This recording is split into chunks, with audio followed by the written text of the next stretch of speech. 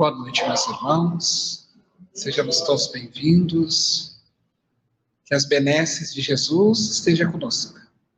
Que os amigos espirituais nos orientem e possamos levar daqui aquilo que nós viemos buscar. Mas se porventura não for possível levarmos daqui os nossos desejos, que pelo menos Ele nos ajude a termos resignação, coragem, porque tem algumas coisas que nós precisamos vivenciar.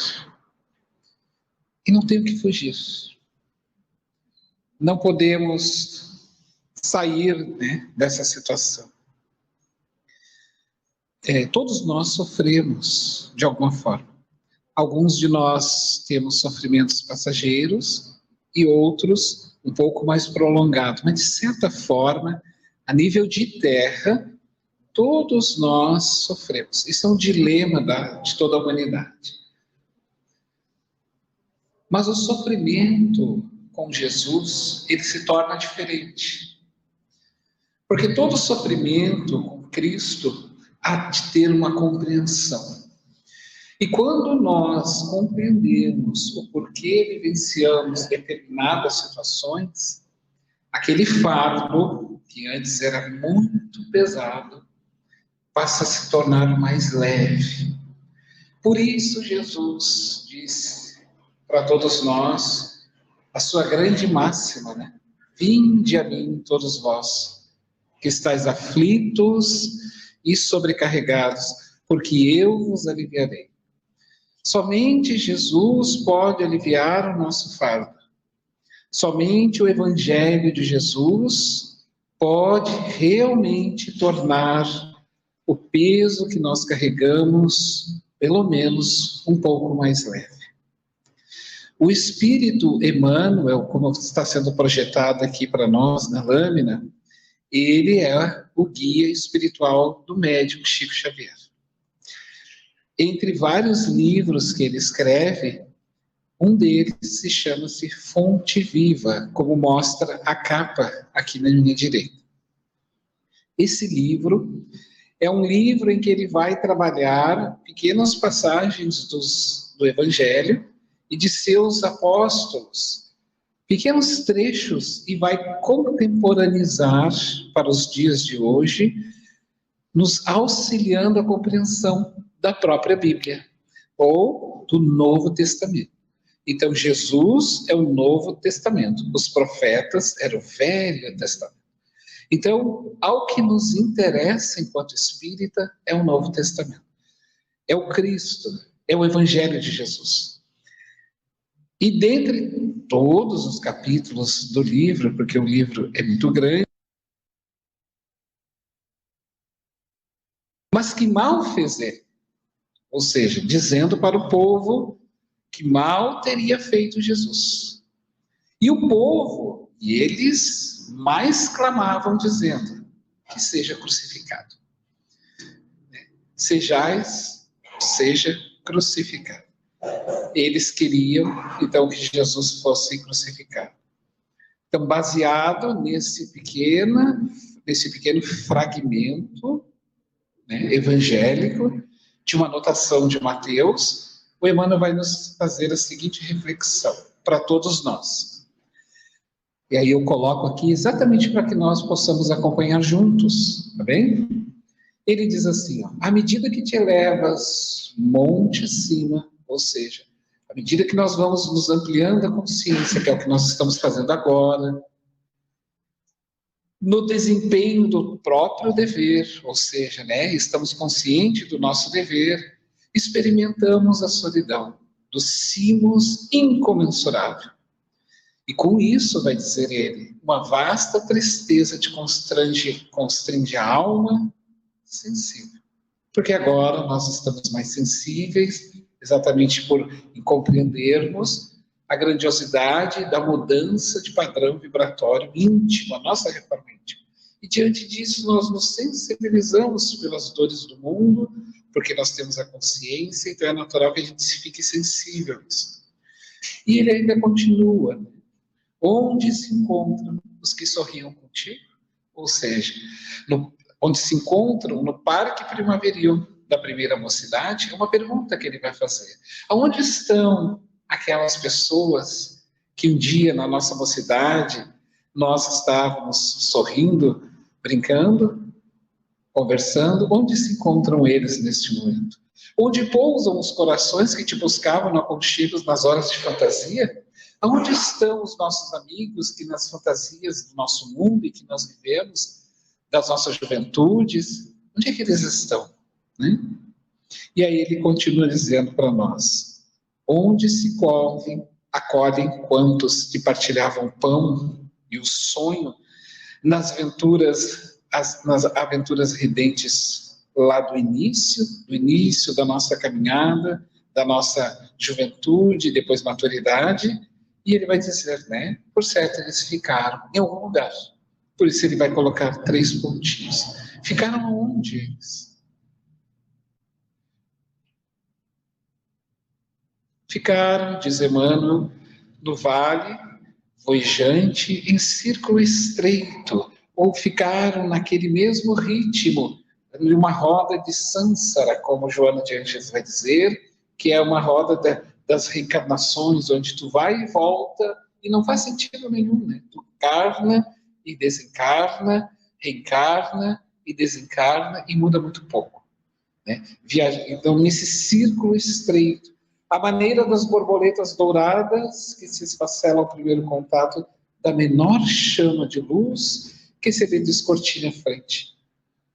Em torno de ti tem muita claridade, mas também é muito silêncio, porque ao mesmo tempo em que nós vamos compreendendo, que nós vamos ganhando o espaço da compreensão, há de se dilatar a nossa compreensão da vida, do modo em que nós estamos vivenciando o nosso dia a dia, nas nossas relações, e com isso, automaticamente, nós vamos indo para um silêncio.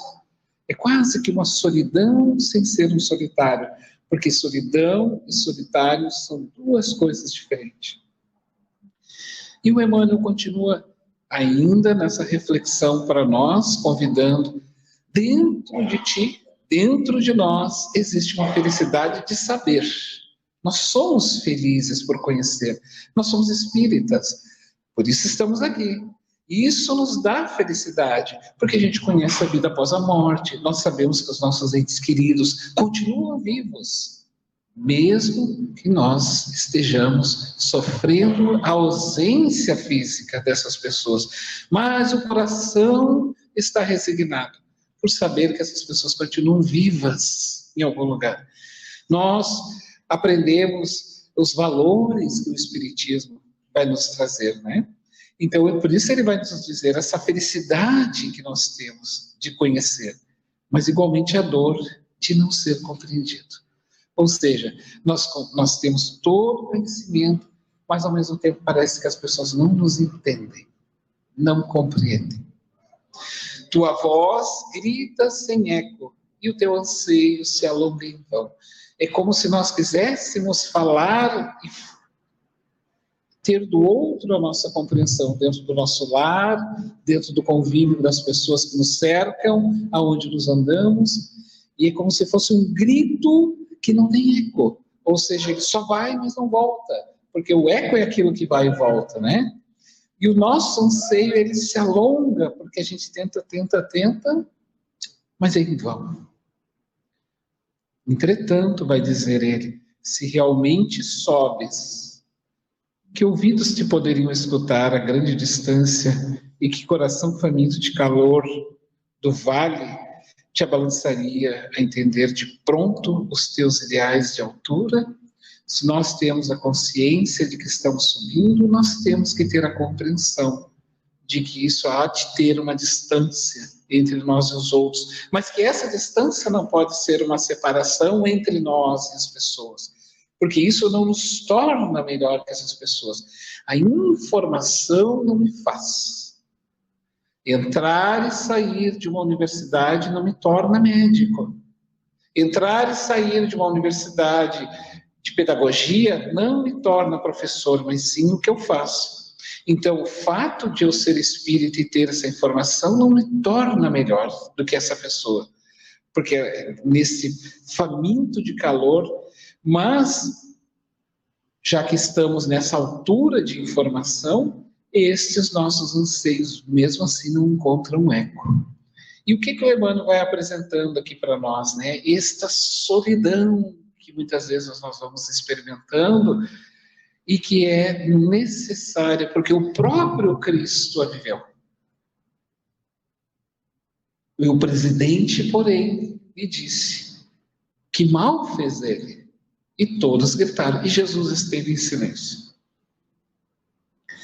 E ele continua trazendo para nós a informação dessa reflexão, apontando o seguinte: nós choramos, nós indagamos e com isso sofremos. Contudo, que espécie de renascimento não será doloroso? Ora, não há cristão sem cruz. Todo renascimento, ele há de ter esse sofrimento, essa cota de sofrimento. A ave, vai dizer o Emmanuel, para libertar-se, ela precisa destruir o berço da casca, ela precisa quebrar ali o ovinho, ela precisa fazer aquele sofrimento. O bebê, para que saia do ventre da mãe, tem que passar pelos cantículos estreitos da própria mãe, né? Em que se formou o passarinho, a ave, para libertar-se, destrói o berço da casca em que se formou, em que ela mesma está se formando, porque a casca do ovo faz parte da sua própria formação, deste corpo que é então alimentável. E assim somos nós. A partir deste momento em que nós estamos formando esse novo corpo de entendimento, é natural que nós venhamos ter que sofrer alguma cota, que faz parte. Aí ele continua, né? Em que se formou, e a semente para produzir sofre a dilaceração da cova desconhecida. Então, para que ela se torne uma árvore frondosa, ela vai ter que romper as barreiras da terra, onde ela se enraizou, e vai ter que subir. Então, de todos nós será cobrado, sim, uma cota de sacrifício. Não há liberdade espiritual, não há uma conquista espiritual, não há uma plenitude espiritual sem dar a sua cota. A cota de sacrifício que nos impede. Mas é muita responsabilidade, nós vamos dizer. Mas nós poderíamos perguntar, o que não é responsabilidade? O que não é responsabilidade? Nascer é uma responsabilidade. Reencarnar é uma responsabilidade. Trabalhar, estudar, ter filhos, estar na casa espírita, tudo é uma responsabilidade. Não existe a não responsabilidade, a não ser na mente do irresponsável, mas que vai ter que responder. Então, todo o processo de evolução espiritual há de ter a renúncia para poder ascender na hierarquia espiritual que nós tanto almejamos. Então, essa parte desta cota em que Emmanuel vem trazendo para nós é necessário para a nossa vida diária. E aí ele segue, né? A solidão com o serviço aos semelhantes gera grandeza. Olha que interessante. Então ele vai apontar para nós que quando nós tornamos o que nós convencionamos chamar de solidão, mas isso em serviço a todos os semelhantes passa a ser uma grandeza, porque é uma renúncia espiritual. Então essa grandeza, vai dizer, é como a rocha que sustenta a planície e que costuma viver isolada, e o sol que alimenta o mundo inteiro e brilha sozinho. Aprender que mesmo tendo essa cota de sofrimento lá no âmbito familiar, na compreensão de quem desconhece, né, lidar com aquele que é mais difícil, é uma cota nossa que precisamos fazer. Nós conhecemos, mas nós não podemos esquecer que quem vive conosco ainda não conhece Jesus. E ele precisamos ter esta paciência. Assim como o sol que derrama os seus raios por toda a humanidade e mesmo assim vive sozinho. A rocha que sustenta uma planície, está lá embaixo sustentando, mas ela está ali resiliente, confiante, solitária. Então, vai dizer ele, não te canses de aprender a ciência da elevação. Ou seja, diante de tudo isso, é o aprendizado de elevação. O aprendizado de enriquecimento, o aprendizado espiritual, e essa chamada que ele diz, que isso não nos deixe cansados. Lembra-te do Senhor, lá no Sinédrio, né?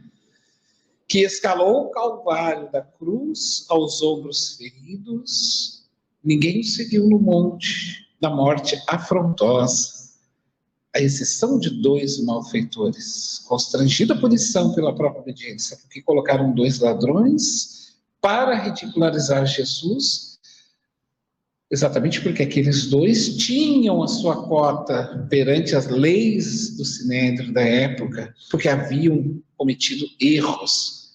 Mas que mal teria feito ele? Como diz o próprio Pilatos. Mas quem fez esse homem? Não tinha feito nada. E os outros estavam constrangidos a justiça. E aí ele continua para nós, fazendo essa reflexão, dizendo, recorda-te dele e segue. De quê? De Jesus. O caminho do Evangelho, o caminho de Jesus, que é o caminho da bondade, o caminho da renúncia, o caminho do bom olhar, o caminho amigo, esse caminho da compreensão é o caminho mais seguro para todos nós na evolução do espírito. Não relacione os bens que já espalhaste. Não conte para ninguém os bens que tu fazes. Não precisamos sair trombeteando como fazem os outros hipócritas a todo bem, porque nós iremos esquecer todo o bem que fizemos. Mas quem recebeu, jamais esquece. Todo aquele que recebe um bem, jamais esquece. Confia no infinito bem que te aguarda. E aqui tem uma mensagem para nós extremamente importante. A esperança daquele que realmente confiou, daquele que realmente trabalhou para o seu próprio bem espiritual e para a humanidade, porque a estes é reservado o bem que aguarda. Não espere pelos outros na marcha do sacrifício e do engrandecimento. Não precisamos esperar as renúncias de ninguém.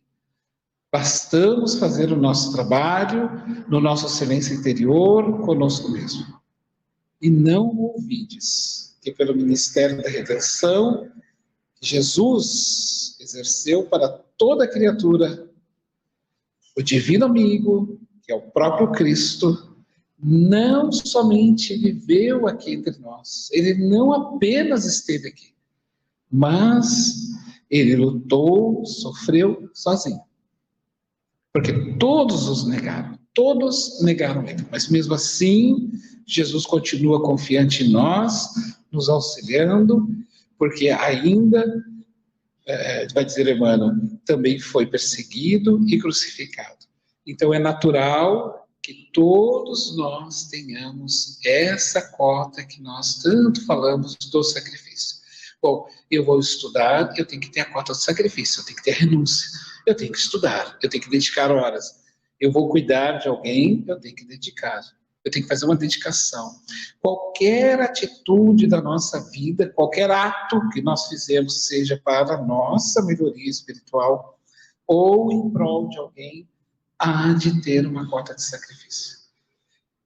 E isso é o que o Emmanuel vai dizer, que não há cristão sem a sua cruz. Não há cristão sem a sua cruz. Existiu nos Estados Unidos um médico chamado Eduardo. O sonho deste jovem, doutor Eduardo, era se tornar um médico muito conhecido, porque desde jovenzinho de uma família muito bem estruturada financeiramente, ele tinha um projeto de vida de ter uma grande clínica, um grande hospital de sucesso, porque o sucesso, para ele, era o poder econômico. Então, e ele perseguiu, como naturalmente, com o seu objetivo, o doutor Eduardo, então, perseguiu o seu objetivo e lutou, batalhou, estudou e conseguiu o título de doutor. Ele casou-se, teve sua esposa e teve uma menina, uma jovem moça. A jovem moça depois foi crescendo, como qualquer outro filho, né, que a gente vai ter. Essa menina, então, cresceu, casou-se e teve a sua primeira filha, que veio a ser a neta de Eduardo. Clara era uma menina que preenchia todo o espaço de toda aquela família milionária, rica e de sucesso. Até que um dia, o doutor Eduardo, que era um homem que cobrava muito pelas suas... então sua filha, com o seu genro, decidiram viajar e deixar a sua neta com o seu avô, doutor Eduardo. A netinha, eles a levaram até a mansão nos Estados Unidos e deixaram a neta e deram tchau para ela. E naquela noite, então, ele recebe um telefonema, era da polícia rodoviária, e o carro havia despencado de um penhasco, e a filha e o genro haviam desencarnado. Imaginem como não deve ser, né? Para uma mãe, para um pai, a desencarnação de um filho. É ainda muito doloroso esse momento para quem vive. O próprio Emmanuel vai dizer para Chico Xavier: eu já descrevi todas as dores, mas não consigo expressar em letras a dor que sente uma mãe, a dor que sente um pai. Eu não consigo ainda expressar. E é por isso que Chico Xavier priorizou durante todas o seu trabalho, o seu legado de psicografias, as horas e horas para psicografar mensagens dos filhos que haviam desencarnado para as mães que iriam lá buscar. Porque sabia ele o tamanho do sofrimento que era para uma mãe, para um pai, a perda de um filho, a perda física, né, de um filho. Então, o doutor Eduardo sentiu esse mesmo drama. Então ficou, a esposa mais tarde também veio a partir, e ele ficou sozinho, com todos os seus bens. E o seu único bem maior, que era a sua netinha, claro. Naquele momento, então, quando a menina ia completar 7 anos de idade, passado já muito tempo, depois da desencarnação da sua filha, da sua esposa, do seu genro, ele então decidiu fazer uma festa e convidar todas as crianças. E ele fez uma festa gigante para sua neta. No dia da festa, ele passou a procurar a sua neta, não encontrava, e encontrou-a debaixo de um banco, tremenda em febre. E ele se assustou.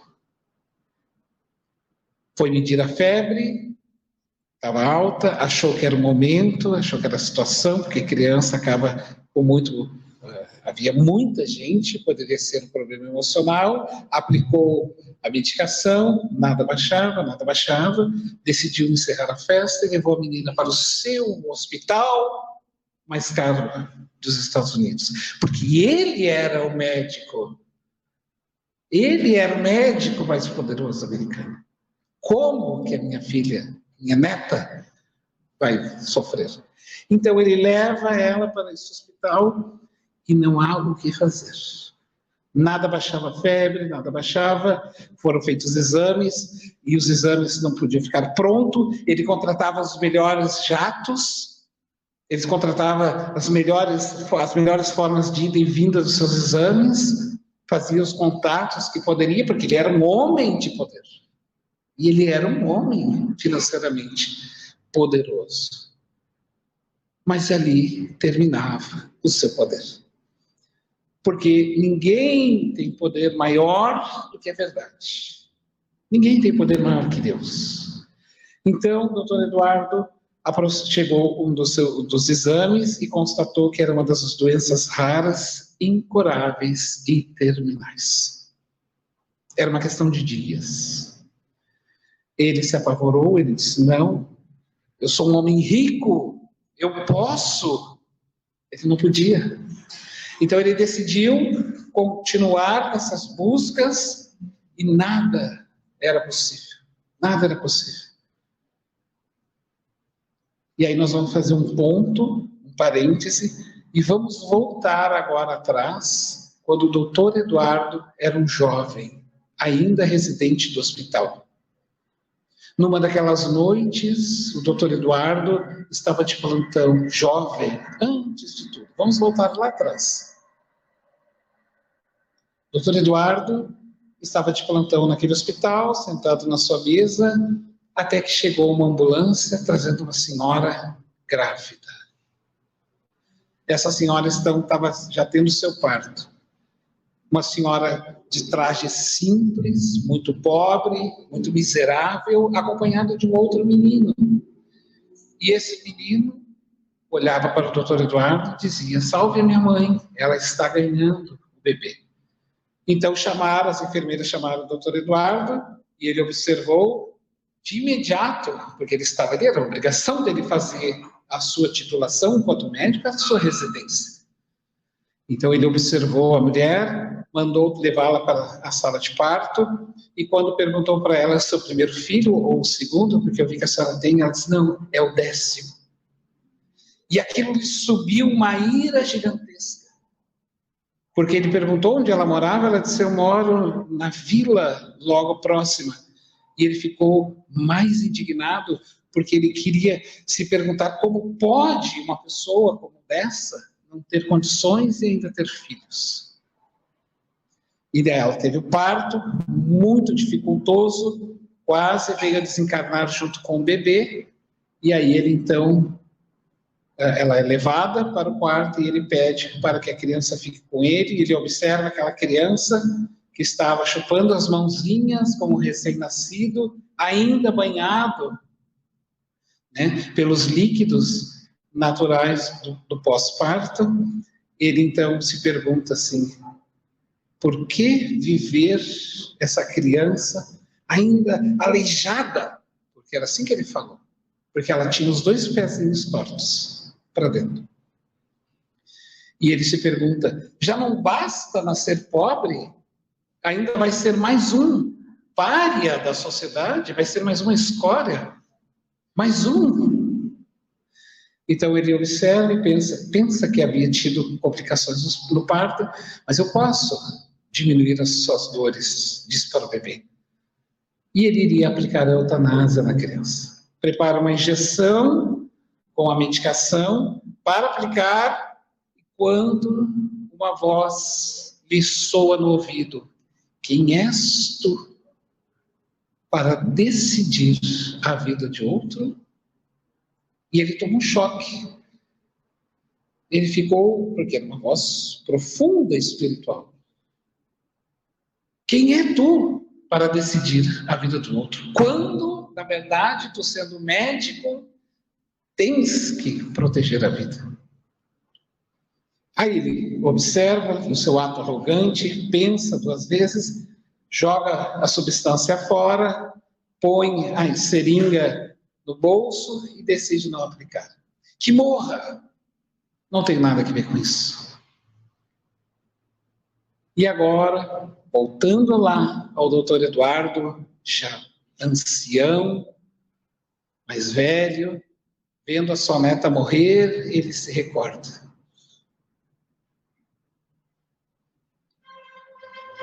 A vida deu a eutanásia para minha neta. E eu não posso fazer nada. Então ele pede a Deus. Ele pede a Deus naquele momento. Porque ele estava só. Ele estava sozinho. Ele estava em solidão. em solidão. Um amigo liga para ele e diz assim: eu conheço um médico e eu estudo essa doença. Talvez ele pode lhe ajudar. Ele ainda não tem as vacinas, mas ele pode lhe ajudar. Imediatamente me dá o endereço agora. E ele então pega o carro, ele diz: mas é muito longe daqui, não importa. A distância para mim não me importa. Eu só quero que salve a minha neta. É o meu único bem, eu não tenho mais nada. E aí, então, ele pega o carro, depois de passado, isso já havia passado daquele evento do bebê, muito tempo. Mais de 30 anos. Ele, então, chega numa vila, uma cidade muito pobre, ele observa, ele diz: eu conheço esse lugar, eu conheço esse lugar. Então, ele entra naquele ambiente, era uma clínica muito pobre. Havia muitas pessoas enfermas sendo atendidas. Então o doutor Eduardo entra com a sua neta no colo e pergunta: é aqui que tem um médico que pesquisa a doença X? E ele diz: sim, é aqui mesmo. O senhor gostaria de falar com ele? Sim, eu preciso falar com ele. Ele está em atendimento, mas o senhor aguarda uns minutos que eu já vou chamar. Daí ele foi anunciado, o doutor Eduardo, e quando ele chegou a vez dele, então ele entra na sala, está o jovem médico atrás da sala, da mesa. E o doutor que estava atrás da mesa, atendendo aquela população, lhe diz: como vai o senhor? Me falaram da doença? Sim, a gente está fazendo uma pesquisa sobre essa doença. O meu nome é o mesmo seu, que coincidência, o meu nome é Eduardo também. O seu nome é Eduardo, eu me conheço. O senhor é muito famoso. Que bom que o senhor veio até nós. Porque ninguém acredita na nossa pesquisa. E ele diz: eu pago o que for preciso. Salve minha filha. Então ele diz: temos uma vacina experimental e eu creio que ela possa sobreviver. Vai ter que ficar aqui alguns dias conosco. E aí ele, então, levanta-se, vai até o doutor Eduardo, e o doutor Eduardo, então, olha aquele médico que sai da mesa com os pés tortos. Ele toma de espanto. E ele diz: você tem problema nas pernas? Ah, sim, de nascença. A minha mãe, quando foi me ganhar, graças a um médico. E o senhor sabe quem é esse médico, doutor Eduardo? Era o senhor. Graças ao Senhor eu nasci. Em homenagem a ti, ela colocou o meu nome. Veja, meus irmãos, como nós precisamos confiar. Diz Emmanuel aqui para nós.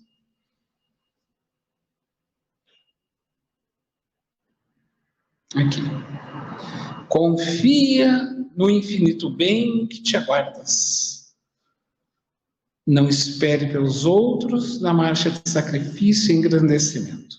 E não ouvides que pelo ministério da redenção que exerceu para todas as criaturas, o divino amigo dos homens não somente viveu, lutou e sofreu sozinho, mas também foi perseguido e crucificado.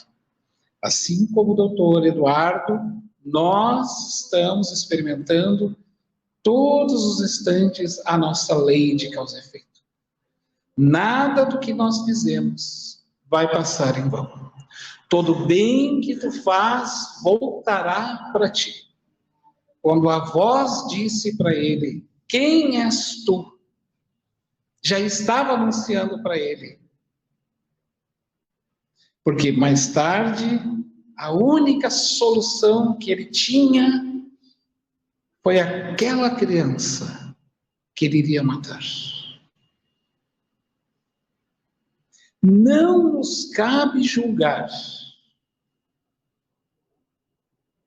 Quem nasceu nessa ou naquela circunstância, não nos cabe julgar. Nós não somos juízes reencarnados. Não temos o direito. Da mesma forma, Deus irá agir conosco. Façamos o bem por onde andarmos. Sempre à luz do Evangelho de Jesus. Quem caminha com o Cristo, na compreensão de Jesus, não ficará sozinho. E diz Joana de Ângeles, todo aquele que é solidário jamais será solitário. Então, mesmo com as nossas dores, sejamos solidários, sempre. Porque o amanhã nos aguarda, é o que ele vai dizer. Confia no bem que te aguarda. Não contabilizes o bem que espalhaste, diz Emmanuel. Não precisamos contabilizar. Basta apenas que façamos este bem, compreendendo que é para nós mesmos que fizemos. Tudo o que fizermos é para nós mesmos, porque está em nós registrado primeiro, e depois nos outros. Assim como o doutor Eduardo, não fechemos as portas para nós mesmos, porque ele estava fechando a porta para ele mesmo. E logo depois, a sua netinha foi curada. E ele aprendeu a lição, através do amor, que não somos juízes, e nem donos de ninguém, e nem possuímos nada. Tudo o que nos foi dado será nos tirado. Não levaremos nada deste mundo, a não ser o bem que nós praticamos. Então, para que a solidão não se instale em nosso coração, sejamos solidários, compreensíveis, para que a própria vida seja solidária e compreensível conosco. Muito obrigado, que possamos voltar para o nosso lar em paz, com os amigos espirituais, nos dando aconchego, a paz. Fica o nosso abraço carinhoso para todas as mães, mulheres renunciosas, que somente pelo fato de ter um filho, ou não, às vezes não tem um filho pelo seu ventre, tem um filho que cuida, tem alguém que ela zele, tem a sua mãe, que agora é filha, tem os seus irmãos, que agora são seus filhos, não importa, né? Todas as mães, todo cuidador, toda cuidadora é uma mãe.